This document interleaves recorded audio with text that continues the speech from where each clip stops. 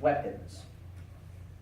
He was going into combat with a sling and a stone. The Philistine thought it was a joke.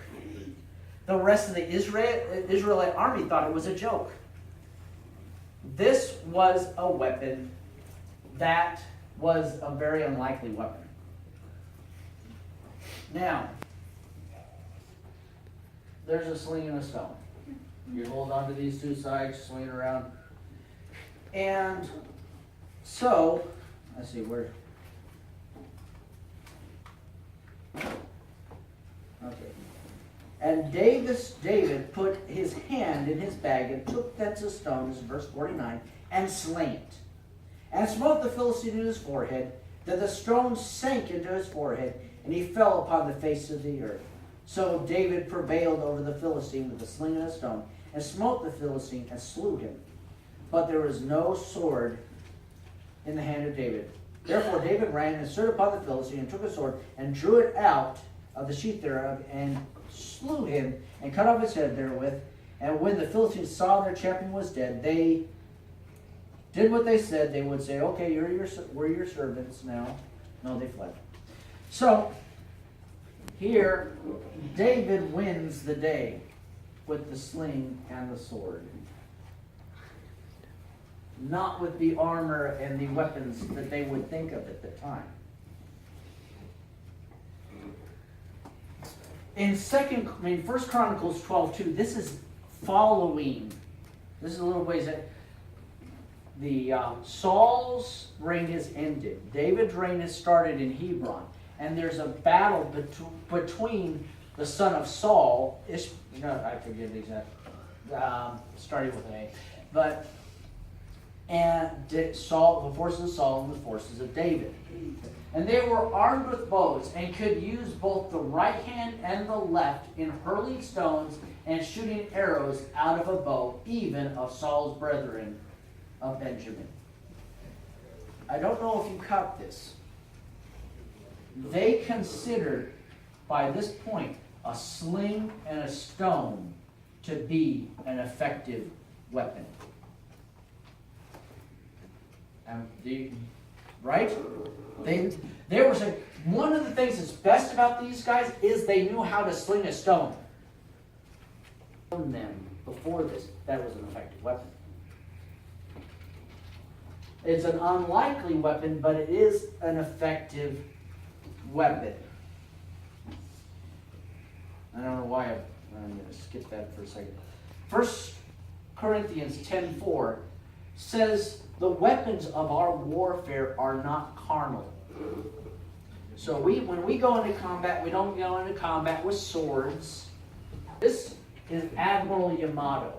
Admiral Yamato is the one who planned the attack against Pearl Harbor on December 7th, 1941. Told Admiral Yamato, "You are a very wise man." And Yamato said, a truly wise man would find a way not to fight. So unlikely weapons. Unlikely weapons because it just doesn't make sense to even most Christians that it would work. One of them is the Bible. There's a lot of people who don't like to use, a lot of churches don't like to use the King James Bible. They say the words are archaic and hard to understand. But you know what happens? There was, I'm trying to think of the evangelist, Billy Graham, I think it was.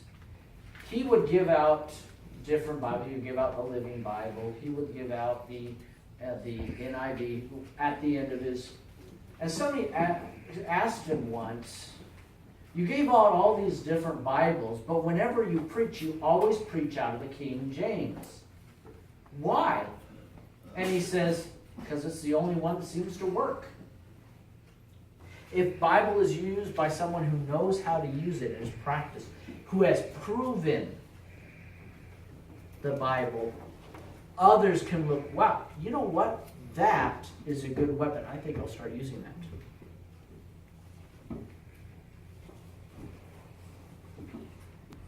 The Bible says In Genesis 1:1, in the beginning God created the heaven and the earth.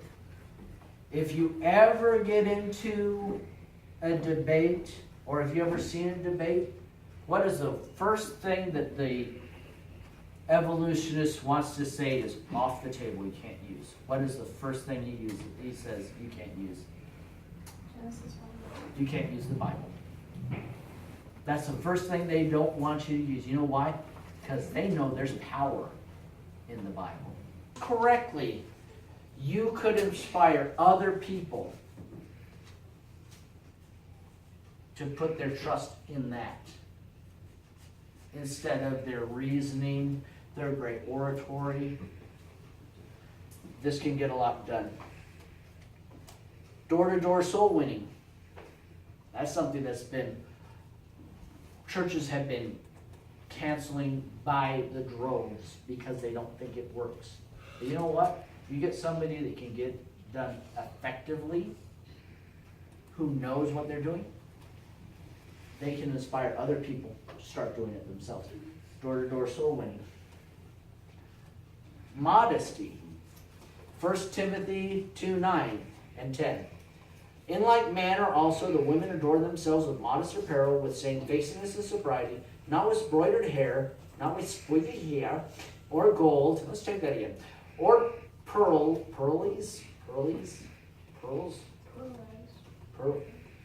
I apologize. Or pearls, or costly array, but which becometh women professing godliness with good works. But this kind of modesty is not only just for girls, it's also for God. Being modest is an effective weapon that can be used to make you different and better than the people around you. People recognize when somebody is modest, and it does make a difference in what they can do. Another effective weapon that can be used for God, humility. You know what? This is a little bit difficult because we want to point out how good we are. You know what human nature is? Human nature is that I believe I am the epitome of what a person can be. You know why? Because I know myself the best, right?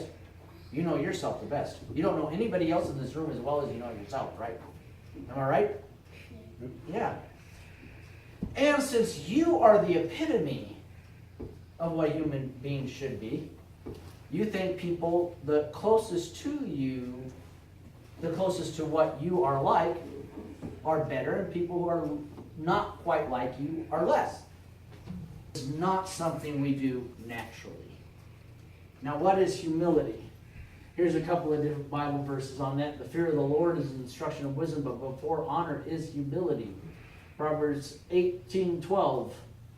Before destruction, the heart of man is haughty, and before honor is humility. That is spelled correctly. That's how it's correct in the King James. So that's not a typo. I had to correct my dictionary. Added, humility is not thinking less of yourself. It's not self-deprivation. It's not, well, I can't do anything, and I can't, I'm nothing. It's not thinking less of yourself, but thinking of yourself less. So humility is a good weapon when you're talking about spiritual warfare. Humility. I was thinking about doing a video, but I don't know how to do that yet. But my son used to like, and there's another train by the name of Spencer, who's always trying to make it look like he's faster than Thomas, and of course he is because he's 10 times his size. But he comes in gloating about the fact that he had won the race. So, hey Thomas, you're too slow, I won. And it's kind of interesting, Thomas uncharacteristically goes, yes, good job, congratulations. And in this scene, it's just like, Spencer is just like sitting there going, couldn't say anything.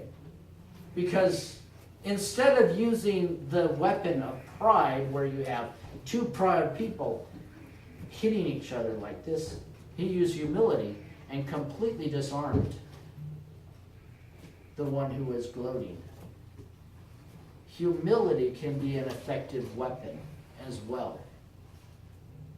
Now that's all the slideshow, the slides. Another idea of what is an effective weapon for you. Your testimony. I remember when I first got saved, I ended up in a Methodist, I was in a Methodist church. Methodist churches do not teach soul winning. At least not the ones that I went to. And so I was on an airplane. There's very few people on the plane. I had a burden to witness to the stewardess. I didn't know Bible verses.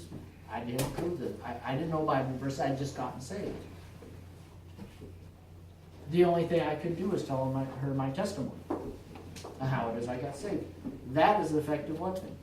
What did I do? I didn't. I just continued going to church year after year. And eventually my grandfather got saved because of not me ramming things down his throat, but because of my testimony. I used the weapon that I could use. My testimony.